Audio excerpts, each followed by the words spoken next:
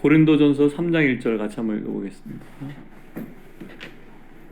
형제들아, 내가 신령한 자들을 대함과 같이 너에게 말할 수 없어서 육신에 속한 자, 곧 그리스도 안에서 어린 아이들을 대함과 같이 하노라. 이 육신에 속한 자를 잘못 해석하면 그냥 막 거듭난 자, 이렇게 해석할 수 있는데 그게 아니고요. 성경에 써있죠. 육신에 속한 자, 육체에 속한 일이 현저하니 이러면서 갈라디아서에 있습니다. 그 사람들 다 어린 아이들인 거예요. 그분의 말들이 성경을 정말 기가 막히게 설명하고 천사의 말을 하더라도 어린 아이입니다. 저희가 분별할 수 있어야 돼요. 어린 아이들을 따라다니시면 안 됩니다. 오히려 어린 아이들이 성숙할 수 있도록 도와주셔야 되죠. 고린도전서 13장 11절. 내가 어렸을 때에는 말하는 것이 어린아이와 같고 깨닫는 것이 어린아이와 같고 생각하는 것이 어린아이와 같다가 장성한 사람이 되어서는 어린아이를 버렸노라. 우리가 어린아이랑 장성한 사람을 구별할 수 있어야 됩니다. 이 장성한 사람이 헬라어로는 텔레이오스라고 하는데 생명이 성숙한 사람을 얘기합니다. 히브리서에서는 말씀을 올려드렸지만 여기 5장 12절 같이 한번 읽어볼까요? 때가 오래되었으므로 너희가 마땅히 선생이 되었을 터인데 너희가 다시 하나님의 말씀의 초보에 대해서 누구에게서 가르침을 받아야 할 처지니 단단한 음식은 못 먹고 젖이나 먹어야 할 자가 되었도다. 이게 어떤 게 하나님의 말씀의 초보인지는 6장 1절에서 2절까지 나와 있습니다. 한번 읽어보실까요? 그러므로 우리가 그리스도의 도의 초보를 버리고 죽은 행실을 회개함과 하나님에 대한 신앙과 세례들과 안수와 죽은 자의 부활과 영원한 심판에 관한 교훈의 털을 닦지 말고 완전한 대로 나아갈지니라. 이 완전한 데가 어떤 것인지, 장성한 사람들이 하는 일이 어떤 것인지를 오늘 말씀을 드릴 거예요. 이미 하시고 계시는 부분이 많이 있어요. 근데 오늘 말씀을 다시 드리는 것은 분명하게 분별하시면 좋겠다. 그래서 어린아이일과 장성한 사람의 일에 대해서 좀 잠깐 나누고 싶습니다. 이게 많은 사람들이 어린아이라고 장성한 사람을 혼동합니다.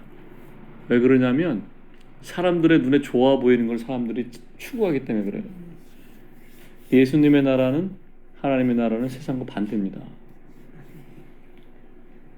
사람들에게 보기에 하나님께 축복받았다 생각하는 사람이 아니면 아닐 수도 있습니다. 어쩌면 하나님의 보시기에 사람 보기에 너무나 저렇게까지 할 수 있냐 이런 사람이 어쩌면 주님이 정말 사랑하시는 분일 수 있습니다. 사람들은 속성상 특히 이제 기독교인이라 가정하면은 성경 말씀을 아주 잘 알고 있고 사람들에게 잘 설명하고 잘 전달하고 그럼 그 사람이 영적으로 성숙하고 은사가 있다고 생각하는 경향이 있습니다. 저 같은 사람이 그럴 가능성이 큰 사람이에요. 제가 조심해야 됩니다. 어떤 사람은 성경에 대해서 해박한 지식도 없고 말구변도 온전히 못하고 사람 앞에 있으면 얼굴이 붉어지고 당황해가서 무슨 말을 했는지 모르는 사람도 있습니다. 이런 경우라면 대부분 두 사람 중에 어떤 사람을 더 영적으로 생각하시겠습니까? 당연히 거의 90% 이상의 저분이 하나님이 은혜를 주셔서 하나님의 사역을 할 수 있는 사람이다 라고 생각하죠. 그런데 이런 거는 영적인 성숙하고 아무 관계가 없습니다. 이걸 정확히 하셔야 돼요. 아무 관계가 없습니다. 오히려 더 그 사람이 교만하면은 정말 두려운 일이 발생합니다. 만약 어떤 분이 성경을 잘 가르치는 은사가 있고 언변이 뛰어나다고 해서 그 사람의 영적인 생명이 성숙한 분이 된다는 공식은 성립하지 않아요. 하나님 나라에 없어요. 그거. 영적인 성숙은 뭐와 관계 있냐면 예수 그리스도의 성품이, 그 성품의 열매가 얼마나 맺어지고 있는 것과 관련 있는 거예요.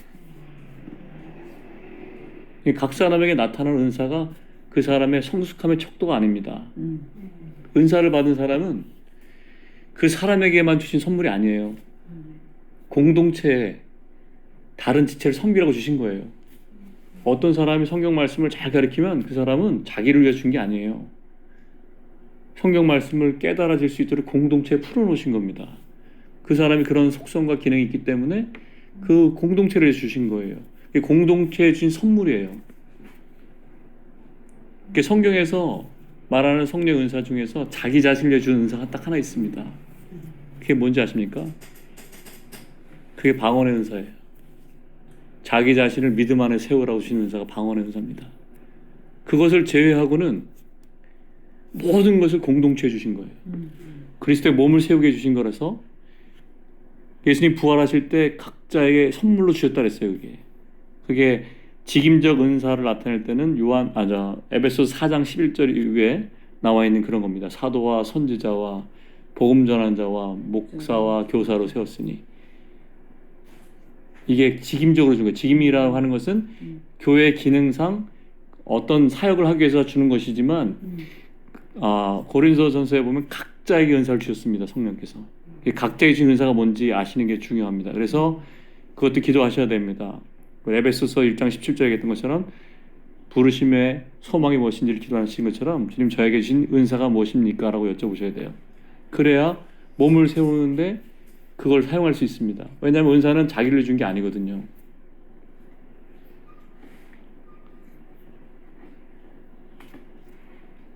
그러니까 아무리 뛰어나 보인다고 하더라도 개인적 영적 성숙과는 상관이 없습니다.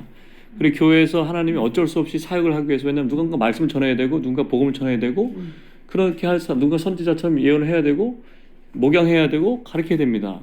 그런 사람들은 대부분 아무래도 좀 이렇게 학식도 있고 배워야 되지 않겠습니까? 그렇기 때문에 쓰시는 것뿐이지 그 사람이 성숙한 게 아닙니다. 근데 그런 사람들은, 말씀을 맡은 사람들은 다루심이 더 심합니다. 주님 앞에 왜냐면 불순물이 섞이면 안 되기 때문에 많은 고난이 있습니다. 그런 사람들한테도. 그리고 더 중요한 게 있습니다. 예수님께서 말씀하셨는데 1달란트 받은 비유가 있지 않습니까?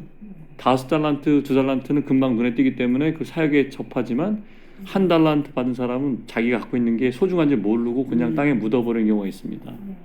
그러나 이 1달란트 받은 사람이 100명이 모이면 100달란트고 1000명이 모이면 1000달란트입니다. 하나님이 만들어 놓으신 놀라운 신약의 새 창조 안에 어떤 게 있냐면 무한대로 증폭할 수 있습니다. 무한대로 증폭할 수 있는 거예요. 그러니까 한 사람도 전부 다 사역자입니다. 그러니까 직임을 받은 사람은 사역자가 아니라 한 사람의 사역이 더 중요합니다. 그 사역이 멈췄으면은 몸이 올바로 서지 않습니다.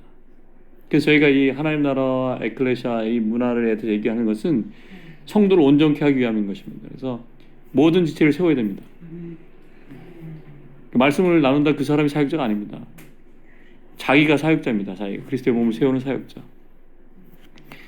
아무리 성경을 많이 알고 있다 하더라도, 어떤 무슨 이렇게 치유 현상가 나타난다 하더라도 그 사람 삶에서 예수님을 닮아가는 성품의 열매가 보이지 않으면 안타깝게도 그 사람은 아직 영적으로 어린아이입니다.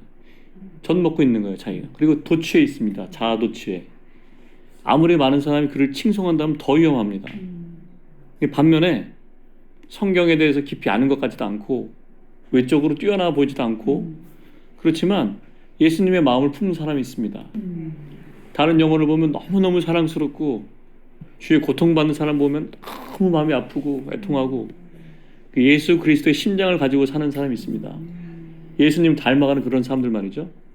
그런 사람들이 성장한 사람입니다. 그런 사람이 장성한 분량에 이르는 사람들이에요. 하나님께서 가장 귀하게 가장 귀하게 생각하신 분들이고 주님 오실 때, 다시 오실 때 첫 열매로서 보물처럼 데려가실 분들이에요. 그분들이. 그래서 저희가 우리가 어렸기 때문에 그런 세계에 있었던 거예요. 지식을 추구하는 세계에. 우리가 성숙했다면 지나갔을 겁니다. 주님의 성품하고 너무너무 거리가 먼 그 시절을 그냥 한 번에 알았을 텐데 우리가 어렸기 때문에 같이 거기서 이렇게 과정을 통과한 거죠. 그러니까 하나님께서 주신 모든 것이 귀하기 때문에 서로 비교할 수는 없지만, 만약 성경을 많이 아는 것하고 주님을 깊이 아는 것 둘 중에 하나를 선택하라고 하시면 어떤 걸 선택하시겠습니까? 주님을 깊이 하는 거. 네, 저는 주님을 깊이 하는 걸 선택하겠습니다. 그래서 그 성숙한 자로 나가는 문화가 뭐냐면 용납과 존중의 문화입니다. 이 천국에 주신 에클레시아에 준 존중과 용납의 문화. 용납의 문화와 존중의 문화가 없으면 이 천국의 문화가 풀어지지 않습니다. 근데 이건 설명해도 잘 몰라요. 왜냐하면 성경을 아는 게 너무 급해가지고. 성경 배우려고. 네, 제가 여러 번 말씀드렸습니다. 성경을 외워가지고 천국에 가겠습니까? 내 안에 예수 그리스도의 심장이 없는데, 내 안에 영혼을 사랑하는 마음이 없고 그러니까 저 형제보다 더, 저 자매보다 더 영적이 되고 싶은 갈망인 사람에게 하나님 나라가 잘 풀어지겠습니까?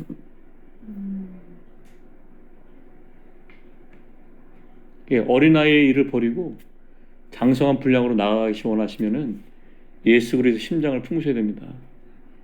내 생각하고 내 기준을 꺾고 끊임없이 용납하고 존중하면서 그리스도의 몸을 세워가시는 데 집중하셔야 돼요. 그래서 오늘은 교회에 주신 그 사랑의 문화, 용납과 존중의 문화에서 용납을 했으니까 이번엔 존중의 문화에 대해서 좀 나누고 싶습니다. 제가 이 말씀을 준비하면서 바라는 것은 정말 그리스도의 도의 초보를 버리고 이제 함께 예수님의 성품에 이르는데, 그게 완전한 데 나가는 거예요. 예수님의 성품에 이르는 데 나가시기를 주 예수님의 이름으로 축복합니다.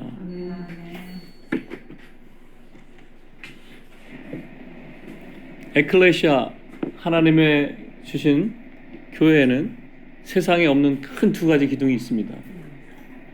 근데 이걸 받아들이시는 분도 있고 받아들이지 않은 분도 있습니다. 하나의 기둥은 뭐냐면 성령의 초자연적인 문화입니다. 성령의 권능, 능력, 역사. 또 다른 기둥은 사랑의 문화입니다. 이 사랑의 문화에 우리가 했던 용납의 문화와 존중의 문화가 있습니다. 성령의 초자연적인 문화는 제가 다음에 주님께서 마음을 주시면 그때 나누겠습니다. 하나님이 에클레시아인 그 교회에게 주신 강력한 무기 중에 하나가 지난주에 용납의 문화를 얘기했고, 존중의 문화도 그렇습니다. 이 존중의 문화는 용납의 문화가 이루어져야지 그 다음은 나아가는 단계입니다. 근데 존중의 문화는 세상에는 없어요. 원래는 에클레시아에게 준 정체성입니다. 존중하는 거. 그래서 교회가 존중의 문화를 갖고 있고 존중의 문화를 세상에 보여줄 수 있으면 세상은 하나님 나라를 보고 주님을 보기 위해서 교회로 나올 겁니다. 우리가 만약에 세상 사람들이 우리를 보고 주님께 나오지 않는다면은 우리 안에 그런 문화가 없는 거예요. 용납의 문화, 존중의 문화가 없는 겁니다. 아까 말씀드렸듯이 성경의 은사, 지식의 은사, 지혜의 말씀 이런 것들은 어린아이도 할 수 있습니다. 성령께서 인도하시면. 그러나 용납과 존중이라는 것은 성숙하지 않으면 할 수 없는 거예요. 그러니까 어떤 게 더 중요하고 어떤 게 더 가치가 있습니까? 아마 제가 한 1년 전쯤 물어봤으면 다들 성경을 배우러 가실 겁니다. 그죠? 그렇게 얘기하셨을 거예요. 용납과 존중은 다 하고 있다고 생각하거든요. 그렇지 않습니까? 다 하고 있다고 생각하죠. 근데 사실은 그렇지가 않아요. 그럼 제가 왜 그런지 한번 설명해 보겠습니다. 먼저 그 존중의 문화를 하기 전에 자유하고 선택하고 책임에 대해서 얘기를 해볼게요. 존중의 문화는 개인의 자유와 선택을 일단 인정해 주는 문화입니다. 그게 존중의 핵심이고 기초입니다. 하나님이 사람을 누구의 형상으로 창조하셨다 그랬어요? 하나님의 형상으로 창조하셨다 그랬죠. 이 하나님의 형상을 대표하는 게 바로 자유의지입니다. 자기 스스로 선택할 수 있는 권리. 하나님은 본인이 자유자실 뿐만 아니라 그분이 창조하신 사람도 스스로 선택할 수 있도록 그 능력을 부여해 줬습니다. 그래서 사람이 스스로 선택할 수 있는 권리는 하나님께서 사람들에게 주신 천부적인 권리예요. 선택할 수 있는 권리는 원래 어떤 거냐면 왕의 권리입니다. 그러니까 하나님 사람을 왕으로 원래 지으셨어요. 근데 사탄은 뭐였습니까? 사탄 천사였잖아요. 천사한테는 선택권이 있을까 없을까요? 천사한테 선택권이 없습니다. 불의는 영이거든요. 하나님이 구원 얻을 후사를 위해서 불의는 영으로 지었습니다. 그래서 사탄은 자기가 아주 3대 큰 그 천사장이었잖아요. 하나님의 예배를 책임지고 보호자 앞에서 그렇게 우주 예배를 지휘했던 지휘관이었는데, 사람에게는 주어진 선택권이 자기한테 없는 거 알고 사람을 되게 부러워하고 질투했습니다. 그래서 그 사람한테 가서 그 선택권을 뺏어가려고 교묘하게 하와에 접근해가지고 결국은 사람을 타락하게 만들었습니다. 천사들은 아무리 영광스럽지만 하나님의 자녀가 아닙니다. 그것들은 아니죠. 좋은 천사도 있으니까. 그들은 하나님의 부르는 영입니다. 오직 순종하도록 지음 받았습니다. 그러니까 사탄은 그 순종하도록 부르심 받은 영역에서 이탈해가지고 다른 영역이 있었기 때문에 사탄이 된 것이죠. 오직 하나님의 자녀로 창조된 사람한테만 하나님의 형상을 따라서 왕의 권리인 자유의지와 선택권을 주셨습니다. 이 왕의 권리라는 걸 이해하시는 게 중요해요. 우리 왕 같은 제사장이라고 하셨죠? 네, 왕의 권리입니다. 아무나 갖고 있지 못했던 겁니다. 사탄은 자기보다 능력이 훨씬 약한 사람들이 능력은 자기는 떨어지는데 하나님의 사랑을 받아서 하나님의 형상을 물려받은 걸 보고 질투가 나고 미웠어요. 그래서 사탄이 뱀의 모양으로 와서 거짓말로 속여가지고 하나님이 금지한 열매를 먹도록 했죠. 그래서 결국 서로 니 탓 탓했잖아요. 탓하고 결국 하나님과 인간의 관계를 끊어버렸습니다. 이게 사탄 입장에 성공한 거예요 그때. 네. 그래서 하나님 아버지랑 관계 끊어졌잖아요. 그러니까 사람은 이제 종이 됐습니다. 죄의 종이 됐어요. 사탄의 통치를 질질 끌려다니게 됐습니다. 그리고 다른 말로 표현하면 원래 아담한테 주었던 그 왕의 권리를 사탄에게 속아가지고 권리 다 이 통째로 넘겨줬습니다. 세상에. 그래서 선택권을 완전히 상실했어요. 노예가 됐습니다. 죄의 노예뿐만 아니라 사탄의 노예가 됐습니다. 한번 생각해 보십시오. 사탄이 왕노릇한 이 세상에 자유권이 언제부터 있었을까요? 예수님이 십자가에서 그렇죠. 피 흘리시는 그때 주셨습니다. 근데 실제 세상의 역사를 보면은 실제로 노예 제도가 폐지되거나 여자분들이 투표에 참여하거나 존중받은 시간이 100년이 안 됩니다. 사람들을 갖다 팔기도 하고요. 우리 직장에 가도 직장에 다니신 직장 생활 해보셨죠? 직장에 가서 자기 마음대로 할 수 있습니까? 다 계층에 따라서 다 이렇게 다른 사람의 뜻을 따라야만 월급을 받을 수 있습니다. 그래서 이걸 정말 언제까지 해야 되나 이런 생각을 맨날 하면서 살잖아요. 많은 사람들이 다 동일한 공감을 하고 있는 거죠. 그래서 옛날에 그 코미디 프로에 어떻게 나왔냐면 부장이 그 자기 직원들한테 이번 주에 속리산 등산할 거야 같이 가 이래 하면 직원들이 경악을 하죠.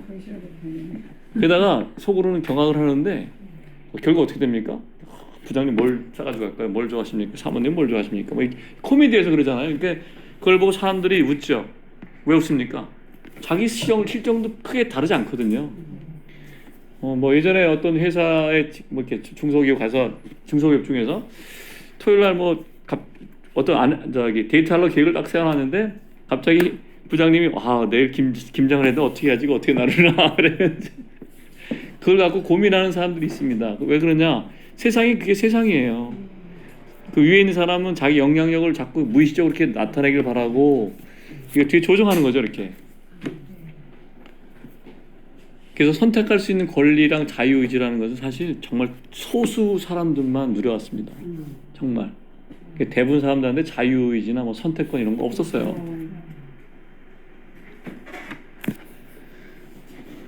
근데 저희가 사실 이런 생각 많이 안 해고 살거든요. 자유의지와 선택권이 얼마나 중요한지 아셔야 됩니다. 원래 아담에게 주셨던 그 선택권과 자유의지가 얼마나 중요한 것인지 하나님은 그 자유의지를 일부러 놔두신 거예요.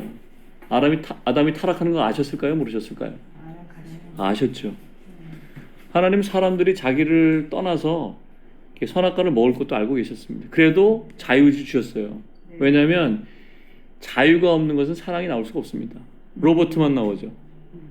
천사들은 거의 로봇이라고 말할 수 있겠죠. 시키는 것만 할 수 있는. 근데 하나님은 사랑하는 대상이 필요했거든요. 하나님의 아들을 정말 전심으로 사랑하는 신부가 필요했습니다. 그 사랑이 이루어지려면 선택할 수 있는 권한이 주어져야 돼요. 이 사람이 실패하더라도. 실패하고 돌이켰을 때 하나님의 사랑을 알 수 있지 않겠습니까? 자유의지랑 선택권은 하나님 형상이고 인간의 본질입니다. 그래서 사탄이 그렇게 길을 쓰고 사람한테 뺏으려고 하는 거예요. 그래서 성경이 말하는 자유의지가 나한테도 있고 상대방에도 있다는 것을 알아야지만 존중의 문화를 만들어갈 수 있습니다. 방금 말씀드렸는데 다시 한번 말씀드리면 하나님이 사람한테 자유의지와 선택권을 주는 것은 자유의지하고 선택권이 있어야지 참된 사랑을 할 수 있기 때문에 그렇습니다. 사랑을 위해서 지음받았거든요. 사람이 종처럼 부림받게 지음받지 않았어요. 그러니까 자유의지와 선택권이 있어야 사람들이 자발적으로 선택하죠. 그래서 성경에 그렇게 자원함으로 예물을 드리라고 하는 겁니다. 여기 성경에서. 하나님은 우리를 강제로 하고 싶어 하지 않았어요. 우리에게 어떤 그래서 그 에베소서 1장 17절에 나오는 부르심의 소망을 알며 우리 말씀이 나오잖아요. 하나님 우리에게 아주 선한 것들을 계획을 하셨습니다. 시편 139편을 보면 아주 많은 것들을 써놨는데 그럼에도 불구하고 하나님의 계획이 있다 하더라도 우리가 자원해서 하나님께 알려달라고 기도하지 않으면 그것이 안 열리는 거예요.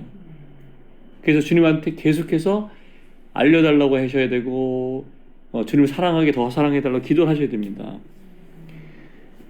아무튼 참된 사랑은 선택으로 인해서 이루어질 수 있기 때문에 하나님께서 그 아담이 죄를 범하고 떠나는 것을 용납하시고 지켜보셨어요.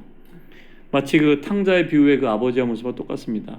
탕자의 비유에 나왔던 그 아버지가 둘째 아들이 그거 허랑방탕한 생활하고 재산 다 탕진할 거 몰랐을까요? 알았겠죠. 네, 근데 안 말렸습니다. 망할 것도 알고 있었는데 안 말렸어요. 그냥 아들의 선택을 존중해 줬습니다. 근데 한국 문화는 좀 달라요. 한국 문화는 만약에 둘째 아들이 이렇게 와서 뭐 유산을 갖다가 자기 마음대로 쓰겠다 그러면은 어떻게 생각합니까? 우리는 저 새끼를 때려 다지 접해서라도 좀 정신 차리게 만들어야지 이렇게. 보통 이게 한국의 문화가 그렇습니다. 그게 사랑이라고 생각해요. 근데 하나님의 수준하고 우리 수준이 다르잖아요. 하나님의 수준은 그게 아니죠. 완전한 자유를 주는 거예요. 만약에 아들의 입장에서 선택의 자유가 주어지지 않고 그냥 아버지 선택을 강제로 따라야 되는 그런 삶을 살아야 한다면은 스스로 행복하게 생각했을까요? 스스로 사실 행복하게 생각하지 않았을 거예요. 우리 아버지 사랑도 못 느꼈을 겁니다. 그 탕자가 그 둘째 아들이 아버지의 진정한 사랑을 느낀 거는 자기가 선택했잖아요. 실패했잖아요. 그래서 결국 어떻게 자기 책임을 지고 일꾼으로 그냥 삼아달라고 부탁해야 되겠다. 자기 아들의 권리를 포기하고 아버지께 돌아가기를 결정했을 때입니다. 그때 탕자는 비로소 아버지의 자비를 느낄 수 있게 된 거죠. 아버지 사랑 그때 하는 거예요. 자기가 엄청난 실패를 했고 그랬는데 자기 잘못을 책망도 안 하고 다시 자녀의 자리를 이렇게 회복시켜 주셨잖아요. 그러니까 아버지께서 아버지의 아들을 용납하고 그냥 사랑했습니다. 그때서야 탕자가 하나님의 사랑을, 아버지 사랑을 느낀 거죠. 그 하나님의 긍휼, 그 자비라는 하나님의 사랑을 온전히 느끼기 위해서는 실패도 하고 선택도 해보고 결과를 또 책임져 보려는 그런 상황까지 자기한테 막닥뜨려 봐야 돼요. 내가 돌아갈 곳이 없다. 정말 내가 이제 진짜 손 들고 하나님께로 가야 된다. 이거 할 때까지 주님이 허락하십니다. 그냥 하나님 정말 저는 갈 데가 없어요. 당신 나를 도와주지 않으시면 살 수가 없어요. 그럴 때까지 주님이 납두시죠. 그래서 스스로 고백하게 하세요. 주님께서 주님 제가 성경을 외워보려고 했는데 안 됩니다. 참 주님 사랑하는 마음과 점점 거리가 멀고 마음만 자꾸 이렇게 판단하는 마음 들고 근데 주님이 없으면 이 세상이 참 너무 공허하잖아요. 힘들고 그렇잖아요. 하나님 사랑이 없이 얼마나 공허하겠습니까? 그렇게 천년을 살면 뭐 하겠습니까? 응? 죄는 많으라고. 저는 지금 주님 오신다면 좀 막 달려가서 막 이렇게 주님께 안을 것 같아요. 죄가 없어서 그런 게 아닙니다. 제 허물도 있지만 그게 소망이니까 그렇죠. 옛날 같았으면 어떻게든 이기는 자가 되려고 성경을 한번 해보려고 노력 엄청나게 했을 거예요. 근데 아무리 노력해도 그런 행복과 평안이 없고 노이로제가 걸려요. 이게 그거 아니에요. 그냥 아버지 품에 그냥 안기면 돼요. 하나님 우리 죄진 걸 모르실까요? 죄값을 다 치렀잖아요 이미. 응? 대가가. 근데 이제 이 자유로운 선택하는 권리가 왕의 권리고 우리가 선택해서 잘못되더라도 아버지가 나를 받아들이신다는 걸 알 때 그때 안식할 수 있습니다. 우리 어떤 경우 그러잖아. 이걸 해야 될까요? 저걸 해야 될까요? 이게 주님의 뜻일까요? 저게 뜻일까요?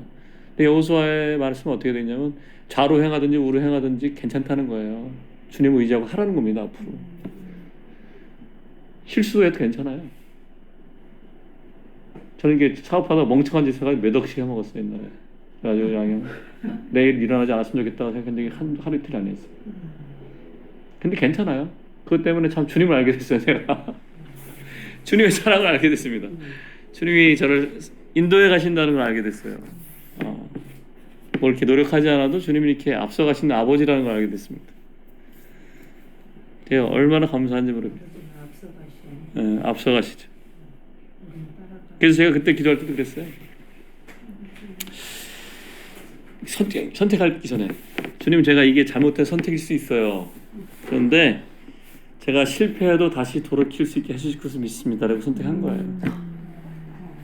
그리고 실패했죠. 근데 그때 주님이 제 이게 껍질을 벗기신 것 같아요. 뭐 그런 얘기 있잖아요. 이렇게 안에 껍질이 벗고 진짜 영의 해방, 이렇게 참된 주님을 알아보는. 그래서 그때 그 노래 많이 불렀어요. 요배기도. 내가 주를 귀로 들었으나 이제 주를 봅니다. 네, 지난주로 했던 찬송입니다. 사랑은 자유가 있을 때만 성립합니다. 우리 한국 사람들도 열심히 크리스천들 그러잖아요. 아이들한테 주입식으로 교육하려고 하거든요. 성경의 진리도 그렇게 안 했으면 좋겠습니다. 이 아이한테 그냥 난 널 사랑해라고 말을 해주세요. 사랑한다고. 공감하면 되시죠? 네, 맞아요. 용납과 존중의 문화는 교회에 주신 사랑의 문화에 있어서 아주 성숙과 관련된 문화입니다. 일반적으로 사람들은 성경을 잘 안다든가 성경에 대해서 말을 잘하는 거나 아니면 성령이 나타나는 은사에 대해 관심을 갖지만 성숙한 성령의 열매는 용납이나 존중, 뭐 사랑 이런 건 관심이 없어요, 사실. 근데 문제는 이 사랑의 문화인 용납과 존중 이런 게 없으면요, 교회가 아니에요. 그렇죠. 교회라고 얘기가 항상 사랑을 얘기하고 있지만 정말 사랑의 열매가 없으면 사람 많이 모아도 세상입니다. 이 사랑이 씨앗이고 자유가 그 텃밭과 같아요. 밭이 없으면 어떻게 됐습니까? 씨가 잘 자라겠습니까? 자유가 밭이에요. 씨는 예수 그리스도가 씨잖아요. 사랑이 예수 그리스도입니다. 근데 우리에게 준 자유 선택 의지를 제대로 사용하지 못하고 수동적이 되거나 우리가 맹목적으로 어떤 사람들 따라가거나 그러면은 이 씨앗이 제대로 열매를 맺지 못합니다. 그래서 사람의 입장에서는 사랑보다 자유가 먼저입니다. 그리고 자기가 선택하는 게 되게 중요합니다. 그리고 선택할 때 믿음이 필요합니다. 내가 잘못해도 하나님이 나를 살리신다.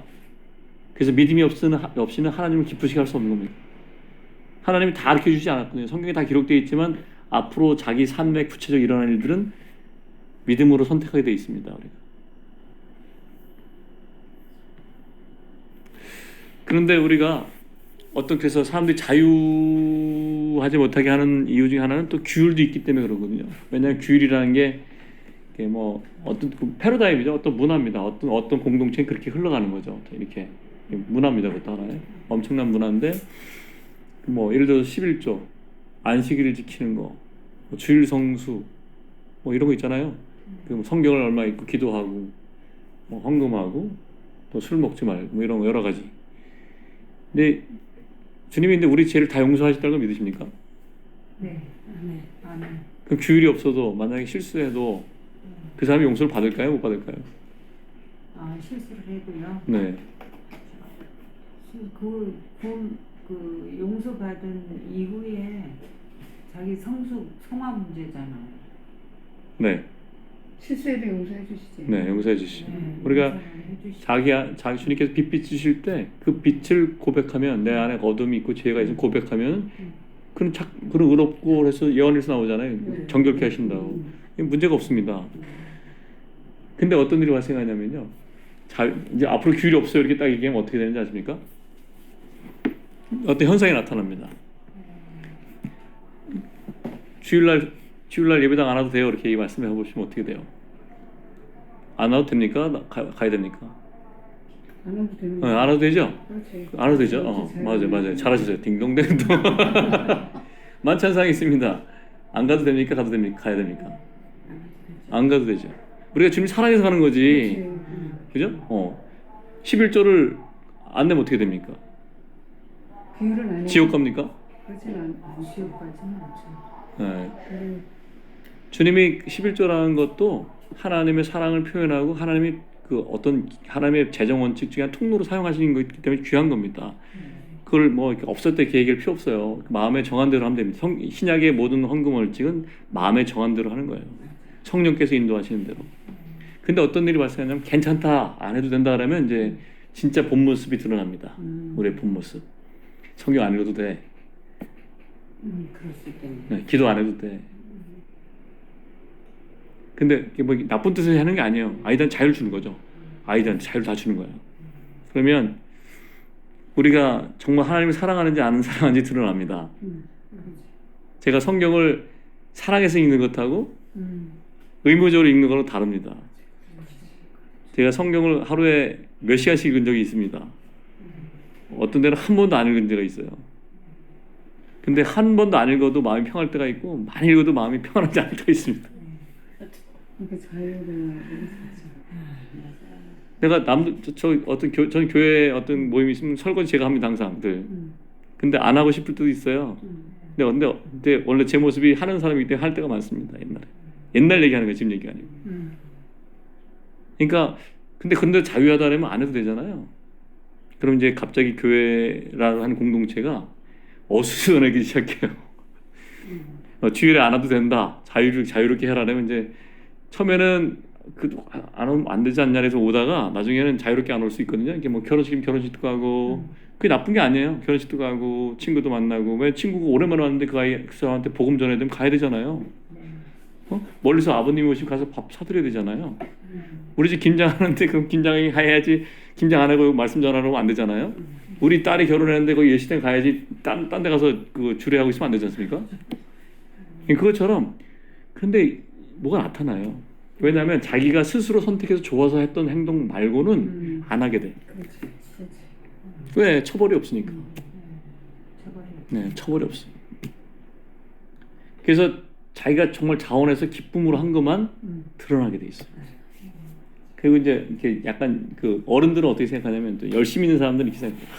요즘 애들은 게을러가지고 그냥 우리 때 같지 않아.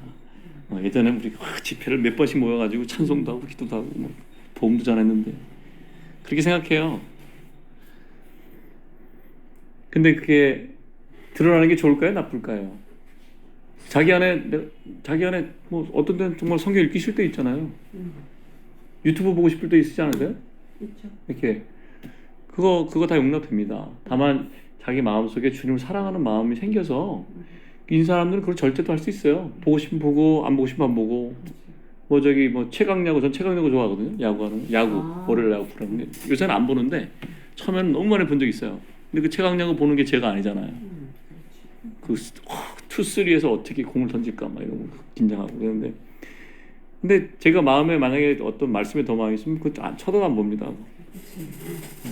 안 볼 때가 많아요. 근데 재미도 없을 때 있고 어떤 데는 막 재밌을 때 있어. 그럼 재밌을 땐 봐야지. 근데 그 안에서도 주님이 원리를 가르쳐 주시거든요. 드라마 보면 하나님 말씀 안 하십니까? 드라마 보다가 얼마나 많이 부른지 몰라요. 주님이 저한테 그 예수 그리스도 사랑을 드라마에서 엄청 많이 보여주셨어요. 그러니까 그거는 우리가 뭘 하고 있느냐가 중요한 게 아니라 내 마음이 어디 있느냐가 중요한 거예요. 어쨌든 하나님은 우리한테 실제로 원하는 거야. 진짜 사랑하느냐를 원하는 거야. 네가 나를 사랑하느냐. 그래서 이 존중이 근데 이걸 왜 해야 되냐면 우리가 가시를 다 벗어야 되거든요. 그런 거 있지 않나요? 이게 원래 혼자 있을 때 얘기 안 해도 되는데 한 3명 있으면 나도 그냥 어떻게 말해야 되는 게 있잖아요. 그런 거 다 벗어버려야 돼 사실은. 왜냐면 우리 자유를 주셨잖아요. 진짜 몸 아프게 집안에 있을 때 그런 걸 많이 했던 것 같아요. 너무 힘들었어. 근데 이제 지금 이제 스쳐가는 생각들이 많으실 거예요. 저도 글을 준비하면서 많이 생각했거든요. 제가 표현을 지금 오늘 갑자기 안 나오는데 지금 말씀 안 드린 여러 가지가 있습니다. 또 녹음할 거기 때문에 또 딴 얘기했다 또 이렇기도 하고 그런데 아무튼 우리가 주님 앞에서 옷을 벗는 게 너무 필요해요. 근데 옷을 나는 벗으면 괜찮은데 상대방이 옷을 벗으면 이상하거든요. 상대방이 제 앞에서 자기 하고 싶은 데 해보세요 한번. 용납이 되는지. 물론 이제 우리는 이렇게 말로 하면 다 이해해요. 용납하고 존중해야 되는데 저 앞에 있는 사람이 생각지도 못한 일을 할 수도 있거든요. 근데 그것도 그렇게 할 자유가 있어요 사실은. 근데 그거를 받아들이기가 쉽지 않아요. 정상적인 범위를 넘어가는 사람들이 여러 봤거든요. 저는 참 어렵습니다. 근데 그렇게 놔둬야 돼. 그걸 놔둬야 돼 진짜로. 근데 이제 그게 어린아이 상태에서 계속 머물러 있으면 안 되는 건데 이게 발전하는 과정이라면 용납해 주셔야죠. 특히 뭐 어린애가 아니면 젊은 애들이 예수님 믿고 얼마 안 된 상태에서 있으면 용납해 줘야죠. 아무튼 존중의 문화의 목적이 뭐냐면 성도들이 하나님하고 진실된 관계를 갖도록 하는 거예요. 그러니까 내 기준으로 저 사람 판단하지 말라는 거죠. 왜냐하면 그 아이가, 그 형제가, 그 자매가 그 단계를 거치면 주님께 나갈 거기 때문에. 그러니까 예전에 제가 했던 그런 종교적인 색깔을 이 사람이 가질 필요가 없잖아요. 저는 성당에서 시작했기 때문에 이 아주 그 상당한 그 뭐랄까 여러 가지 밖으로는 표출 안 됐지만 내면적으로 많이 여러 가지 겹겹의 그런 제약들을 많이 갖고 있었던 것 같아요. 그걸 저 벗어버리는데 되게 오래 걸렸어요. 근데 그게 또 나쁜 건 아니에요. 또 저는 그렇게 해야지 주님을 만나는 사람이기 때문에 그런 과정을 온 거죠. 그렇다고 딴 사람들이 똑같이 올 필요는 없잖아요. 전 이런 사람 봤어요. 어떤 사람은 죄의식이 하나도 없어. 죄책감이 없는 거예요. 근데 그 사람이 죄를 짓냐? 그게 아니에요. 죄를 안 져. 그 사람은 어렸을 때부터 그렇게 사랑을 받고 자라와가지고 죄의식이 없어 이 사람. 근데 저는 죄의식이 엄청 많은 사람이에요. 옛날에 그 죄를 용서가 안 받아가지고 너무 마음이 아파진 병이 된 사람이니까. 근데 이 사람 보면 이상하다고 생각할 수도 있잖아요. 근데 이 사람은 저보고 난 다른 사람 다 나 같은 줄 알았어 이렇게 생각한다. 다른 거예요. 근데 이분은 근데 되게 또 하나님 나라에서 되게 잘 살고 있어요. 저도 잘 살고 있거든요. 서로 주님이 이렇게도 쓰고 저렇게 쓰는 거예요. 그래서 이렇게 사람들한테 이 가식적으로 안 해도 된다. 보이는 거 안 해도 된다. 형식적으로 안 해도 된다. 다만 주님을 사랑하세요 이렇게 하면 돼요. 그리고 만약에 헌신할 일 있고 희생할 일 있으면 내가 하면 되지 뭐 이렇게 먼저 아는 사람이. 그렇잖아. 이렇게 놔두는 거죠 이렇게. 그래서 존중의 문화가 있어야 공동체가 성장할 수 있는 거예요.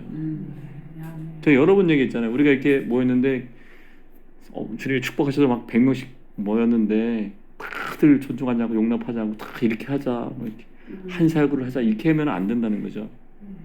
주님이 하시게 놔두고 우리는 그냥 주님 앞에 주님을 사랑하느냐 저 지체를 용납할 수 있느냐 존중할 수 있느냐 그것만 여쭤보셔야 돼요.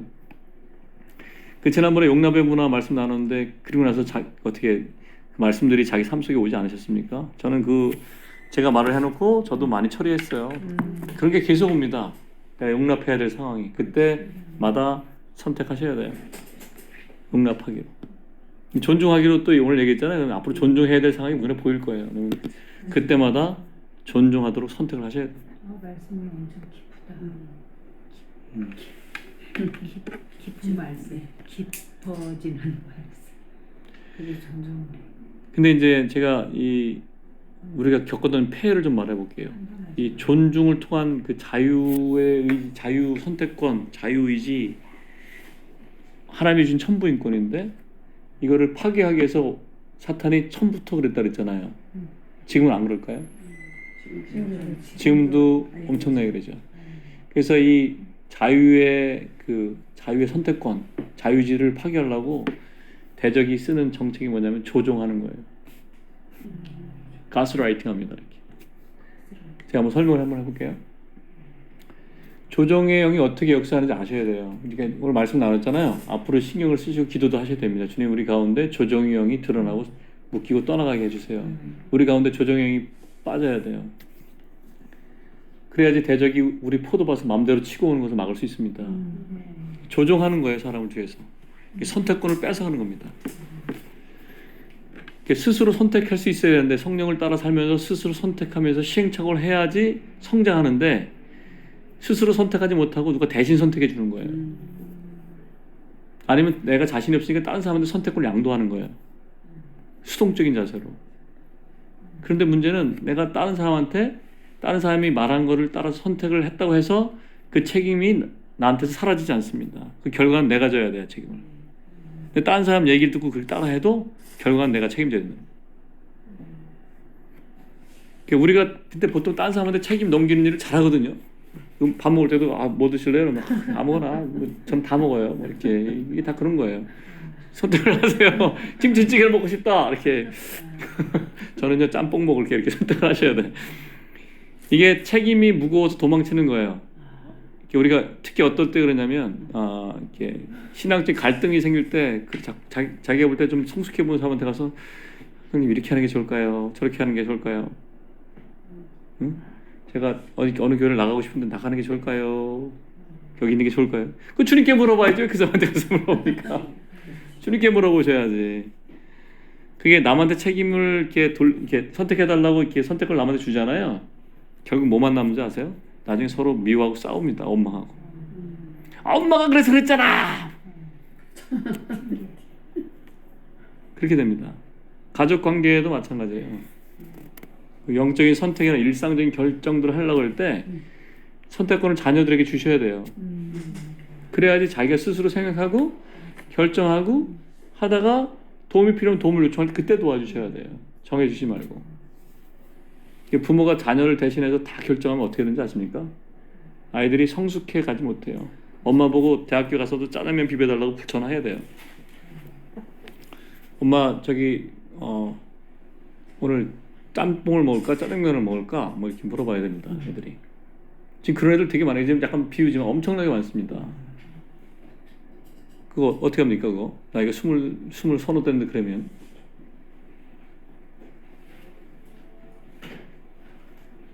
이게 자녀들을 정말 사랑하시면 어떻게 하셔야 되냐면 자녀들을 부르신 부름이 뭔지를 어렸을 때 기도하라고 얘기하셔야 돼요.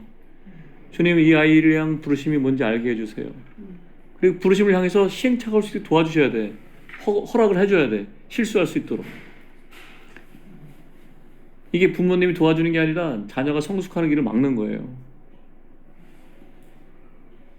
그리고 어떤 일에서 자기가 스스로 이거 내 책임이다를 인정하기 전까지는 그 다음 단계 못 갑니다. 거기서 뱅글뱅글 도는 거예요.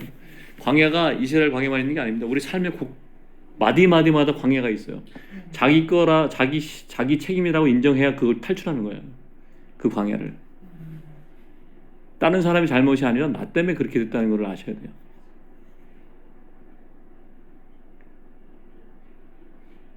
우리 누구나 그 지나온 영적 과정에서 아픈 상처들이 있습니다. 신앙생활에서 매너리즘에 빠지고 답답해 미치겠다 이럴 때도 있고 앞으로 나가야 되는데 어디를 가야 될지도 모르고 아픈 깜깜하고 나 혼자 있는 것 같고 막 버려진 것 같고 외롭고 막 그러잖아요. 그게 영적으로 광야에 계시는 거거든요. 광야란 말 지금 말씀드렸는데 광야는 히브리어로 미드바를 해서 하나님의 음성을 듣는 장소예요. 그러니까 주님께서 주기적으로 이 장소로 부릅니다 우리를. 근데 그때 누구 말을 들어야 돼요? 옆에 아주 그 신령한 형제 말을 들어야 됩니까? 아니면 성령의 음성을 들어야 됩니까? 주님 음성을 들어야 됩니다. 근데 말은 쉬운데 대개의 경우 단순히 주님만 기다리면서 성령께서 새롭게 열어가시는 걸 기다리기가 너무 힘들어요. 귀가 안 들리고 안 보이니까요. 우리가 다 그런 사람들입니다. 그래서 주님을 신뢰하고 기다려야 되는데 이러다가 내가 혼자만 잘못되는 거 아니야? 나 혼자 미친 거 아니냐? 내가 이거 진짜 이러다가 돌겠다 이렇게요. 영적으로 불안해지기도 합니다. 근데 그럴 때 있잖아요. 한번 생각해 보세요. 그렇게 답답한 시간을 보내고 있는데 어느 순간 좀 이렇게 신령해 보이는 영적인 것 같은 사람을 만났어요. 도움을 받을 수 있는 것 같은 사람. 저를 잘못 보니 그렇게 됩니다. 저를 보시면 안 됩니다. 그래서 제가 그때 그랬어요. 처음부터 예수 그리스도의 성품을 얼마 안 나타나면 더 돌이켜야 된다고 그런 사람들한테서. 자기는 난 모르는데 자기가 알지 못하는 것에 대해서 성경 지식을 명확하게 얘기하고 어떤 걸 질문하면 막힘없이 대답해주고 어떤 고민 있으면 그걸 해결책을 탁 제시해주고 그 사람이 생각하는 그 진리의 길을 인도하는 거예요. 대부분 이렇습니다 우리가. 그럼 어디로 가게 됩니까? 새로운 세계로 갑니다. 신천지로 가게 됩니다. 말로 신천지지만 사실 모든 영역이 그래 비슷해요. 근데 문제는 여기서 시작하는 거예요.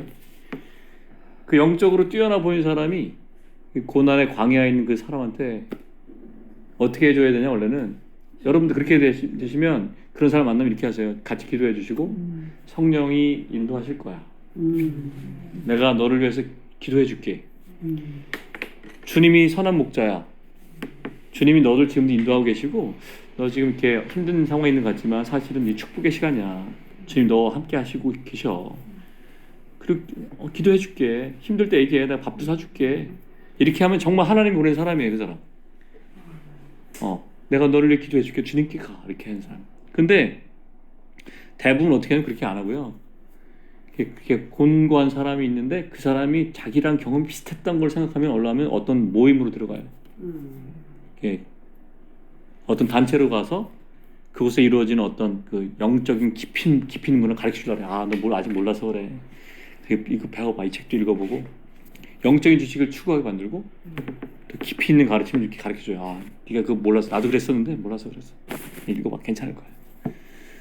그 말은 이제 목양이라고 하죠. 그 다른 지체로 하여금 자기들이 하고 있는 거 똑같은 걸 하게 유도합니다. 이게 의도한 게 아니라 좋은 뜻으로 한 거예요. 도와주려고 다 그러시는 경험 있잖아요. 그 더욱 열심히 하도록 격려하죠, 이렇게. 근데 이 사람은 이미 여기서 번아웃이 돼가지고 죽을 것 같은데요. 목이 말라 죽을 것 같은데 더 열심히 하게 만들죠. 그리고 자기들이 이렇게 제시한 대로 이렇게 열심을 보이지 않거나 따라오지 못하면은 그 사람은, 그 인도받은 사람은 되게 무리에 뒤처지거나 좀 이렇게 내가 좀 문제가 심각한가? 그게 이제 아웃사이더가 됩니다. 이렇게 밖에서 빙빙 돌아요. 근데 갈 데가 없어. 이미 거기 들어가면서 관계들을 다 이렇게 절단을 내놓고 갔기 때문에 이게 참 돌아갈 수도 없어요.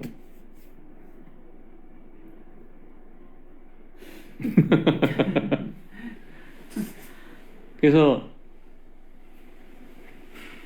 그 도와줬던 그 사람 있잖아요. 영적으로 뛰어난 그 사람은 결국은 자기랑 똑같은 사고를 가진 사람을 만들려고 하는 거예요. 이렇게 벽돌을 찍어서 똑같이 만든 겁니다. 어디서 많이 들었던 소리죠. 벽돌을 찍어서 만드는 거예요. 하늘 위로 올라갑니다. 이렇게 바벨탑을 쌓는 거죠. 그래서 스스로 높게 여기는 그 지식하고 자기도 모르는 그 영적 우울감이 생겨요. 왜냐면 나보다 모르는 사람이 있으니까 가르쳐주고 싶잖아요. 그러니까 당연히 자기는 이제 여기서 이제 리더가 되고 하나님이 나한테 영혼을 붙이신 거지. 그러니까 살리려고 노력하고 전심을 해주면 되게 나쁘다는 게 아니에요. 정말 사랑하고 도와주고 기도도 해주고 다 해주죠.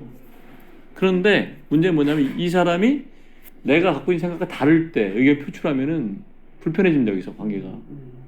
그래서 어떻게 되면 교묘하게 이제 자기도 모르게 이렇게 유도해요. 이렇게 영적인 가스라이팅을 하는 거예요. 이렇게. 그렇게 해야 돼요. 이게 소위 이게 원래 성숙으로 나가면은 그 사랑이라는 게 권위가 사랑에서 나오잖아요. 누구나 사랑하는 사람은 알아요. 그 자연스럽게 상대방이 따라오면 권위가 스스로 세워지는데, 이게 이렇게 끌어오게 됩니다. 이 성령께서는 사람들 언제나 예수 그리스도에 인도하거든요. 이렇게 참된 자유로 인도합니다. 이렇게 참되게. 사람의 종교성은 어떤 무리 안으로 이끌어가요. 그 사람이 주님의 제자가 아니라 무리가 되게 만들어요. 이렇게. 그 진리이신 예수님은 사람을 자유케 하는데 그 종교는 사람을 묶어요. 그 종교라는 그 헬러가 religio라고 하거든요. 묶는 거예요. 볏짚단을 꽁꽁꽁꽁꽁 묶는 거예요. 근데 예수님은 반대죠. 이렇게 풀죠. 이렇게 여기 계신 분들은 이제 그런 영혼을 만나면 풀어주세요. 이렇게 주님께 갈 수 있도록 묶지 말고 잘 풀어주세요. 그래서 다른 사람의 어떤 주관적인 판정이나 어떤 생각을 받아들이시기보다는 그런 그 어려운 시기가 생기면 그 성령께서 빛 비춰 주실 때까지 그냥 그 자리에서 고요히 기다리시는 게 더 안전하고 좋아요. 억지로 영적인 사람이 되려고 노력도 하지 말고 성경을 더 많이 알고 더 남 가르치려고도 하지 말고 그냥 주님 앞에 차라리 엎어져 있는 게 나아요. 주님 살려주세요. 이렇게 엎어져 있는 게 나아요. 원래 그 주님의 제자들은 참된 자유인이에요. 원래 왕으로 부르셨어요. 왕 같은 제사장으로 자유를 주셨어요. 말씀하시고 선포하는 게 이루어집니다. 실제로 그 의식을 하셔야 돼요. 이 교리가 아니고 진짜로 이루어집니다. 이렇게 영적인 선언을 하셔야 돼요. 주님이 우리에게 가르쳐 주신 거에만 영적인 책임이 있어요. 그러니까 다른 걸 다 책임을 막 집어들려고 하지 마세요. 그러니까 주님이 마음에 주신 것만 하시면 됩니다. 다른 사람을 따라가지도 마시고 다른 사람을 끌어오지도 마세요. 모임이 커지는 거 아무 의미가 없습니다. 주님께로 가는 게 되게 중요합니다. 성경에는 스스로 자기를 낮춰서 종이 된 사람들이 있죠. 하나님께 순종하고 영적인 리더를 따르는 사람들도 있습니다. 이렇게 잘 가르치는 장로들을 배나 존경할 자로 여겨 귀히 여기며 이런 말도 있잖아요. 그러니까 어떤 공동체에서 이렇게 주님을 닮은 사람을 따라갈 수도 있는데 사실 이게 관계가 어떤 사역이든지 사람이든지 맹목적으로 따르면 여기 종교형이 있고 조종의 형이 있어요. 사역을 따라가면 안 돼요. 주님을 따라가셔야 돼요. 어떤 무리를 단체로 따라가면 안 됩니다. 예수 그리스도를 따라가셔야 됩니다. 거의 모든 게 영적 지도자들은 유혹이 있어요. 유혹이 되게 심합니다. 누가 자신을 맹목적으로 따르면 본인도 모르게 사람들이 이렇게 컨트롤하려고 해요. 그래서 자기 사역을 하려고 합니다. 그렇게 사람을 이렇게 자기 뜻대로 이렇게 리드할 수 있으면은 자기가 원하는 목표를 금방 달성하거든요. 보통 사람들의 목표가 뭡니까? 이렇게 눈에 보이는 뭔가를 만들잖아요. 근데 하나님의 목표는 뭡니까? 우리를 성숙시키는 거예요. 몇 명이 중요하지 않아요. 하나님한테 그 사람을 예수님의 성품으로 성숙시키는 거예요. 사람들은 모이면 사역하고 싶어합니다. 가능하면 그런 분들 멀리 도망치시는 게 좋아요. 주님을 따르셔야 됩니다. 그래서 제가 이 말씀을 나누고 싶은 게 그거예요. 예수 그리스도와 하나님 나라의 기초를 닦으려는 마음이 가지신 분들 귀한 거거든요.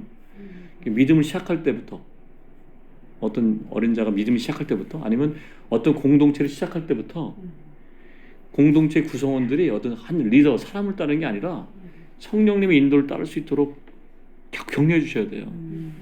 아는 거 가르쳐 주지 마시고, 아는 거 되게 많잖아요. 그거 가르쳐 주지 마시고, 예수 그리스도가 그 영혼 안에 삶의 참 왕이 될 수 있도록 주님께 굴복하라고 얘기하시고 자꾸 주님한테 나가라 하세요.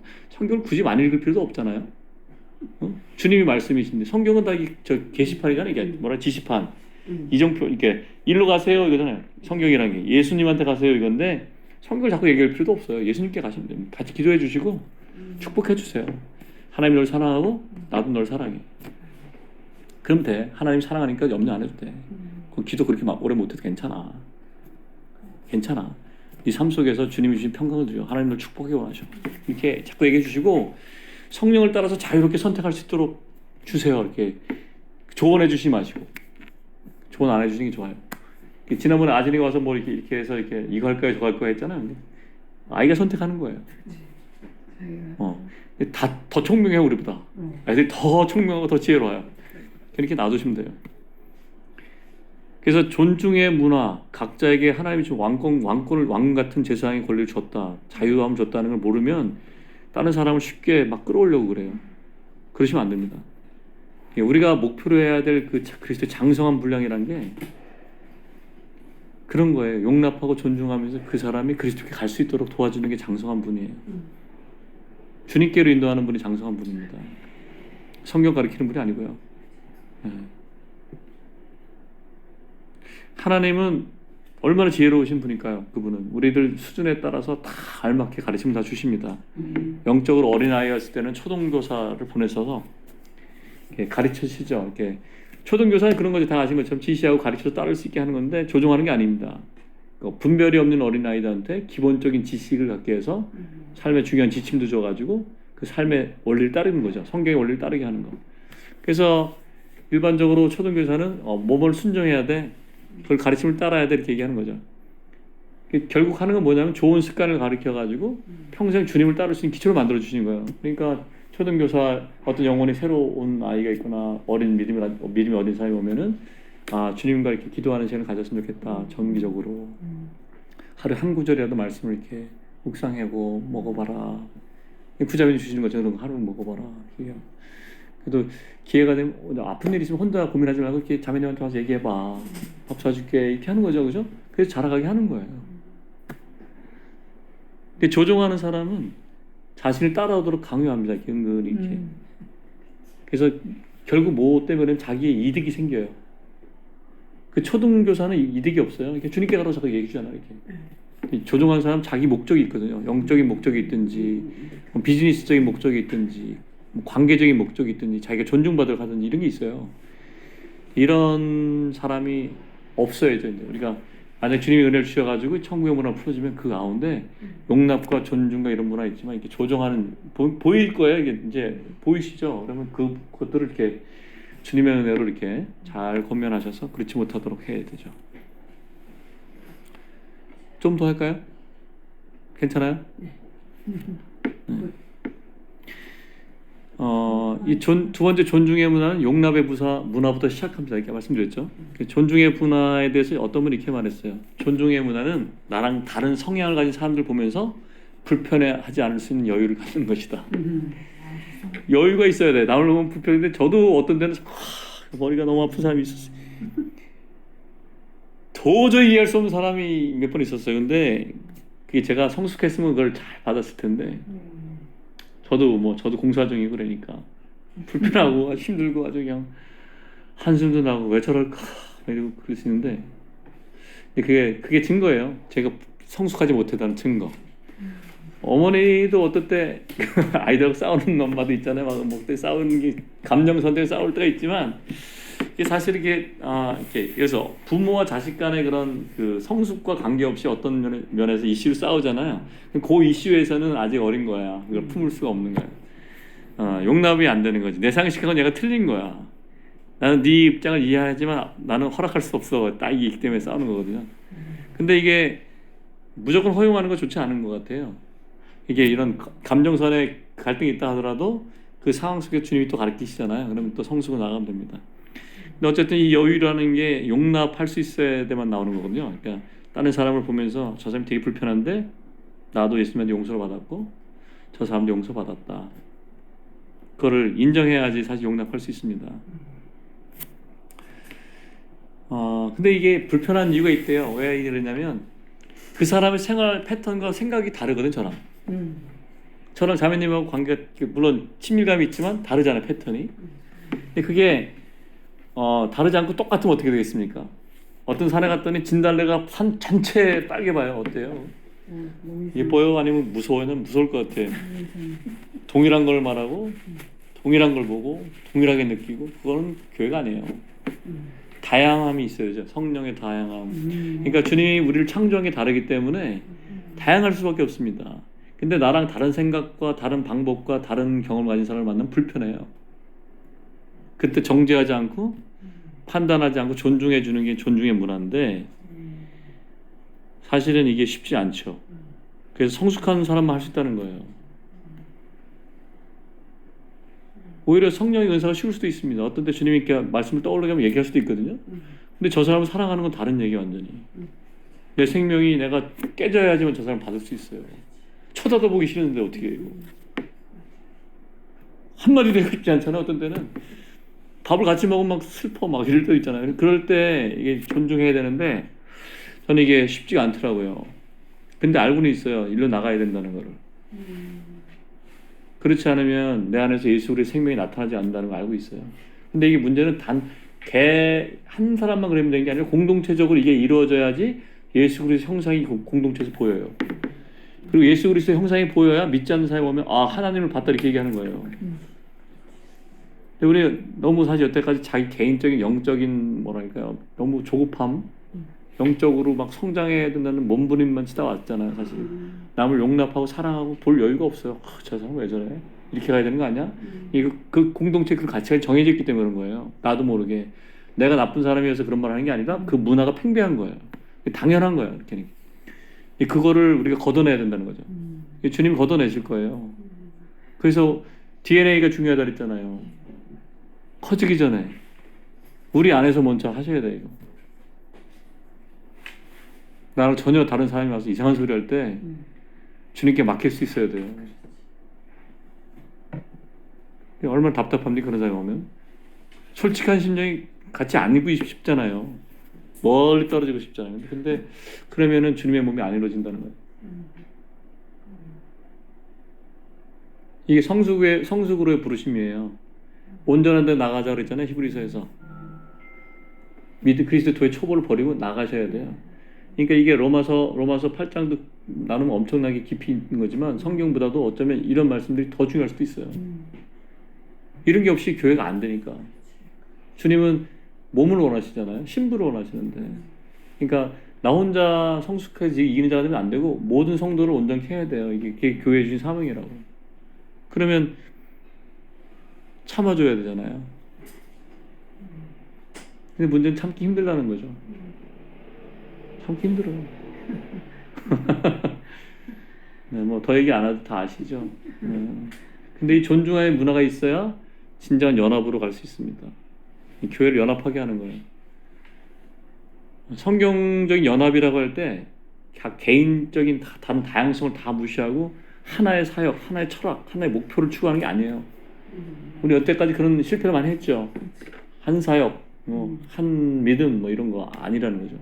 다 달라요. 믿음의 수준이. 생각 다르고 주님이 우리를 지으실 때 다 다르게 해주셨어요. 하늘에서 내리는 그 눈의 그 결정이 다 다르다는 거 아세요? 그 수백만 가지 눈의 결정이 다 다르대요. 생긴 게. 하나님 얼마나 다양하신 분인데. 산에다 빨간색 안 칠하신다니까. 그래서 여러 가지 색깔로 서로 조합하게 하시지. 성경에서 교회를 얘기할 때 만물을 충만케 하는 예 충만이라 하잖아요. 이게 다른 얘기로 교회의 이름이 충만이에요. 만물이 있어야 되는 거예요. 만물이. 그 만물 속에서 다 하나님을 찬양해야 돼, 이 사람들이.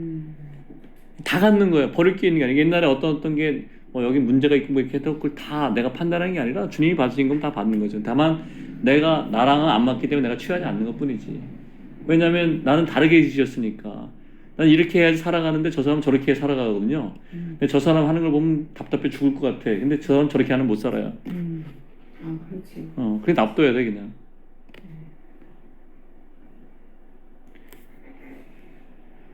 성경에 말하는 그 교회 연합이라는 것은 그 다양성을 가진 성도들이 어떤 커다란 주님의 목표, 하나님의 영원한 목표 성취하기 위해서 서로 연합하고 각자 자기 역할을 하는 거예요. 근데 이걸 어떻게 했냐면 누가 정해주는 게 아니라 자기 선택으로 주님께 물어본 자기 부르심의 자리에 서서 그 역할을 하는 거예요. 역할이 다 달라요. 아까 말씀드렸죠. 누가 말씀 전하는 사람이 유지한 게 아니라고요. 직임적 은사일 뿐이에요. 식당에서 음식 해주는 자매님이 정말 귀한 자매님이고 그게 사역이에요. 사역. 헌금하는 거 있잖아요. 주는 거. 그거 사역이에요. 감사하는 것도 사역이에요. 누구를 데려오는 것도 사역이고. 그 사역이라는 말이 뭐냐면 주님이 하시는 거예요. 주님의 마음으로. 예수 그리스도의 심장으로 하는 거야. 우리가 너무 이제 사역 해가지고 그냥 질려서 그런데 그 주님이 하시는 걸 사역이라고 하는 거예요. 주님이 하시는 일들. 그 생명으로 하는 겁니다. 그 기질이 다른 사람들, 다른 패러다임을 갖고 있는 사람과 연합하는 것이 성경적 연합입니다. 근데 그러기 위해서는 목적은 동용해야 돼요. 목적. 하나님의 영원한 목적에 대해서. 각자의 인생의 목적은 다를 수 있지만 하나님에 대한 목적은 같아야 되죠. 그래서 성경이 말하는 그 하나님의 목적이 뭐냐면 이거예요. 우리 맨날 했던 거. 하나님 나라를 이 땅에 가져오는 거죠. 세상 나라를 주와 그리스도의 나라로 바꾸는 거예요. 그러니까 다른 건 좀 달라도 돼. 근데 하나님 나라에 대한 개념은 좀 같아야 될 것 같아. 하나님 나라, 주가 왕이 되시고 다스리신, 그래야지 어떤 전략이 나올 거 아닙니까? 나랑 너랑 다른데 네가 잘할 수 있는 거 그거 하고 내가 잘 수 있는 거 해서 연합해야 되잖아요. 그 느헤미야가 성벽을 세울 때 자기가 다 할당된 영역이 있었잖아요. 난 이거 하고 누구 나서 여기 세우고 이렇게 했는데 나중에 이어보니까 성벽이 이루어졌잖아요. 요한계시록에 보면 성벽이 엄청 높습니다. 악한 것이 들어올 수 없게. 우리가 그걸 이루어야 되는 거예요. 3명이면 3명, 4명이 4명. 되게 중요합니다. 그래서 기도해야 됩니다. 기도가 없으면 이게 이루어지지 않아요. 아무리 누가 설교를 천사같이 해도 그거 서로 사랑하지 않고 기도 안 하면 안 이루어집니다. 하나님 나라가 저기 여기 임했으면 좋겠습니다. 그걸 임했다고 선포합니다. 그리고 우리 각자 삶에 하나님 나라에 임해야 됩니다. 예수님이 왕이 되신 나라가 점점 더 확장돼야 됩니다. 그 나라는 영원한 나라로 써 있어요. 망하지 않습니다. 점점 커지고 점점 강해지고 점점 세워집니다. 왜? 내가 바뀌어가기 때문에 그래요. 다른 사람이 변해서가 아니라 내가 바뀌어야 해서. 천국은 자기를 꺾고 들어가는 겁니다.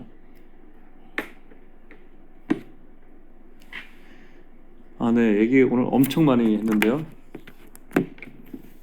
사실 오늘 엄청 많이 써가지고 오늘 아침에 일어났는데 어제 저녁에 아주 그냥 지쳐가지고 막 탈진했는데 아침에 일어났는데 막 말씀이 막 생각나는 거예요. 막 적었어요. 근데 뭐 이건 지금은 중요한 얘기 아닌데 조금만 더 해볼까요? 괜찮으세요? 네. 네. 좀 더 해볼게요. 에베소서 4장 11절에 그 5가지 직임이 나옵니다. 사도와 선지자와 복음 전하는 자와 목사와 교사. 목사를 뭐 셰퍼드에서 목자로 번역하든 목사로 하든 똑같은 얘기입니다. 사실 뭐 다 말로 했은 것뿐이 똑같아요. 근데 이제 이걸 얘기하고 싶어요. 교사의 생각과 선지자의 생각이 어떨까요? 생각하는 방식이 다를 것 같아. 다르죠. 세계가 다릅니다. 세계가. 구양선 자매님은 교사적인 기름 부으심이 있습니다. 전 자매님은 선지자적인 기름 부으심이 있습니다. 우리 그 임자매님은 목자의 부르심이 있습니다. 생각이 다릅니다. 생각하는 패턴도 방식도 다릅니다. 이해하는 것도 달라요. 교사는 1, 2, 3, 4, 5, 6, 7 결론 예수 그리스도 이렇게 나와야지 교사입니다. 선지자는 1, 8, 16, 24 이렇게 갑니다. 생각이. 목자하고 복음전도자 또 다릅니다. 복음전도자는 안에 공동체에 모였잖아요. 안에 있는 사람 관심이 없습니다. 밖에서 영혼을 데려와야 돼서. 새로운 사람 데려오고 연결시키고. 그러니까 그 복음전도자들이 목자를 보면 답답해 죽을 것 같습니다. 왜 안에만 이렇게 처박혀 있는 거야? 왜 안에만. 제가 맨날 근데 목자는요, 복음전도자 와서 영혼도 데려왔잖아요. 그 자기가 이제 이 사람도 관심이 없어요. 데려온 끝이야. 이제 여기 관심이 없어. 또 밖으로 나가야 돼. 그러니까 이 목자들이 볼 때는 이 사람들이 너무 무책임한 거야. 사람만 데려오고. 그리고 목자적인 성향이 강한 사람들은 돌봄을 사랑의 그 최고 가치로 생각하기 때문에 지체들 돌봄을 좋아해요. 그리고 자기는 못 먹어도 막 사줘 이렇게. 그리고 자기도 딴 사람한테 돌봄의 사랑을 안 받으면은 되게 상처받고 밤에 아파요. 되게 외로워. 자기도 사랑이 필요해요. 목자들은. 그러니까 그 5가지 이게 이렇게 사도, 선지자, 제가 요거 몇 개만 했죠. 사도, 선지자, 복음 전환자, 목자, 교사는 서로 다 달라요. 서로 다 다른 체계가 한 이 5개가 섞여 사는 거야. 복음 전자들은 목사를 이해 못한다 그랬죠. 목자들은 끊임없이 요구합니다. 왜? 양들을 돌보기 때문에 끊임없이 뭐가 필요해. 근데 성도를 온전케 하고 봉사의 일을 하게 하고 그리스도의 몸을 세우려면은 이 서로 다른 영역에 있는 사람들을 이해하고 존중해야지만 세울 수 있습니다. 그 예배 쓰지 글 써주신 거예요. 그거를 이해하라는 거죠. 언제 기회가 되면 제가 이거 자세히 설명할게요. 이게 사도의 역할, 선지자 역할, 복음 전환자 역할, 이분들의 특성은 뭐고, 애로사항은 뭐고, 어떤 걸 원하고, 그거 한번 나눌게요 나중에. 근데 중요한 거는 뭐냐면 이것을 어떤 직임적으로 나눠주고 설명이 중요하다기보다도 우리가 같이 성숙해야지 된다는 거죠. 같이. 그러니까 서로의 다른 영역이 있는 거 우리가 알았잖아요. 그걸 존중해주고 그 사람 일을 하기 나쁜데요. 그 사람이 나랑 맞지 않다고 저 사람 왜 저래 이럴 필요 없다는 거죠. 그래서 성숙해진다는 의미가 이렇게 판단과 정죄에서 좀 자유로워진다는 뜻도 있어요. 다른 사람들이 나를 판단하고 정죄하는 것에서 자유롭고 나도 다른 사람을 판단하고 정죄하는 것에 자유로워 안 하는 거죠. 그래서 자기가 이렇게 성장한 사람들은 자기 내면에 그 예수 그리스도로 인해서 생성된 자기의 모습을 알기 때문에 다른 사람 별로 신경 안 써요. 신경 안 쓰게 됩니다. 왜냐하면 이미 주님이 나 안에서 뭔가 하신 게 많기 때문에 그분을 신뢰하는 게 더 커져서 그래요. 그래서 다른 사람들과 다르니까 아름답고 이렇게 조화가 되니까 또 아름답고 그렇습니다. 제가 다른 말씀도 많지만 오늘은 이 정도 마무리하고 싶습니다. 근데 중요한 것은 뭐냐면 용남의 문화와 존중의 문화가 없으면 그 공동체는 오래가지 못합니다. 아무리 성경을 많이 가르쳐도 오래 못 갑니다. 그리고 가고 싶지가 않아요. 그래서 만약에 어떤 공동체, 제가 이 말씀만 하고 마무리할게요. 어떤 공동체에 속해 계시거나 공동체를 원하시면은 그 구성원들을 위해서 서로가 중보해 주셔야 돼요. 근데 사실 이게 말은 하지만 그게 되게 쉽지 않거든요. 서로 사정도 모르고 또 정말 애정이 정말 있어야 돼요. 우리가 어떤 것에서 정말 교회 그리스도의 몸으로 주님을 알아가고 싶다면 우리 사랑이 흐르는데 어떤 사역을 쫓아가려고 하면 너무 바빠서 이거 할 수가 없어요. 그러니까 우리 정말 서로에게 관심 있는 사람이 돼야 되고 서로 용납하고 사랑하고 이해하고 진짜 하나님의 집에서 쉴 수 있는 공간으로 그리고 정말 갈데 없는 사람들이 와서 같이 우리 보고 같이 쉬고 싶은 대로 오고 싶은 대로 만들어야 돼. 그거를 언제 해야 된다고요? 언제 해야 된다고 그랬어요 이걸? 오고 싶은 공동체를 만드는 거 지금 해야 됩니다. 지금 사람이 얼마 없을 때.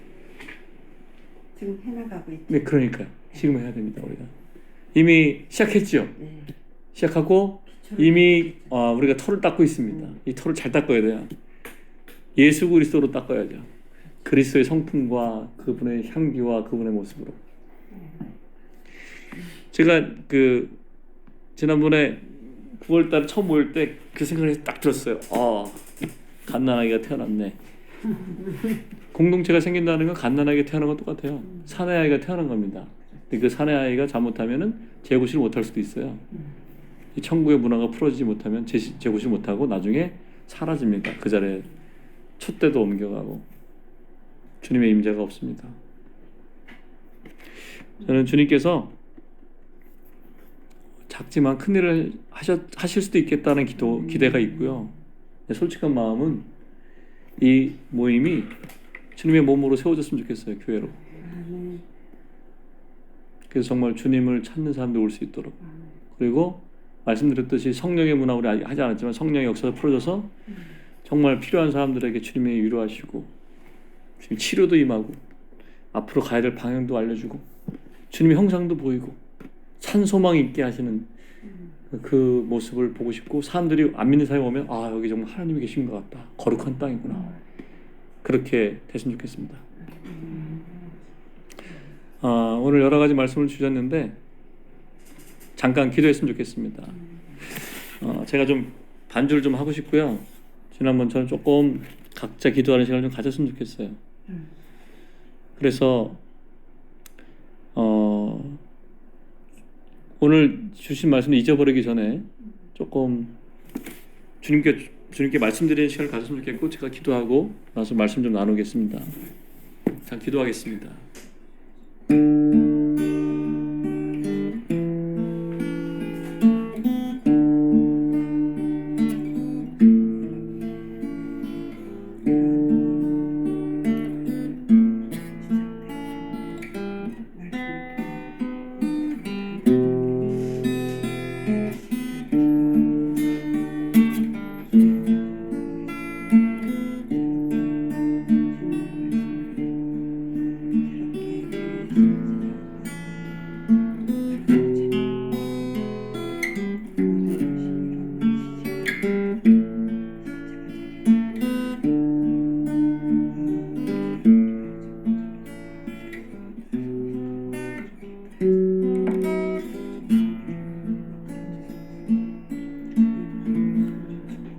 내 영혼이 확정되어 싸우니 믿음에 눈들어 주를 바라봅니다. 내 영혼이 확정되어 싸우니 믿음에 눈들어 주를 바라봅니다.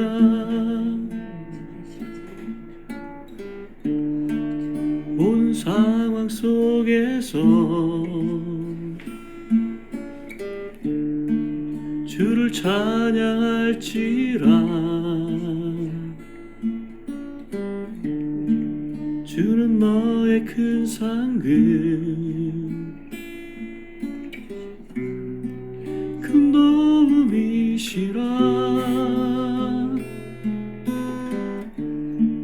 주의 얼굴 구할 때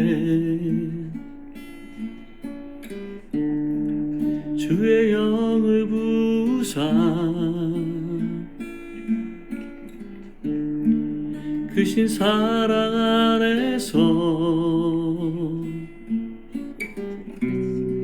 주를 보게 하소서.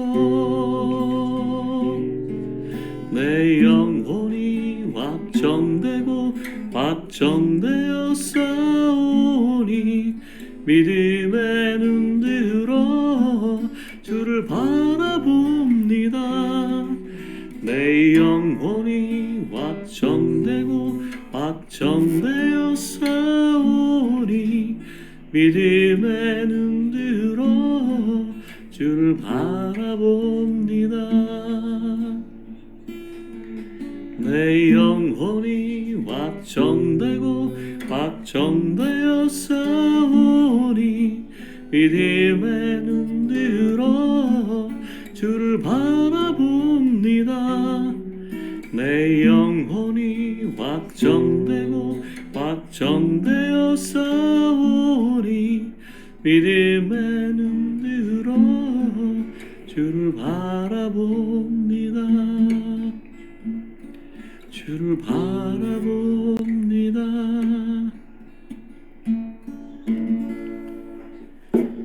네, 기도하겠습니다. 주님 감사합니다.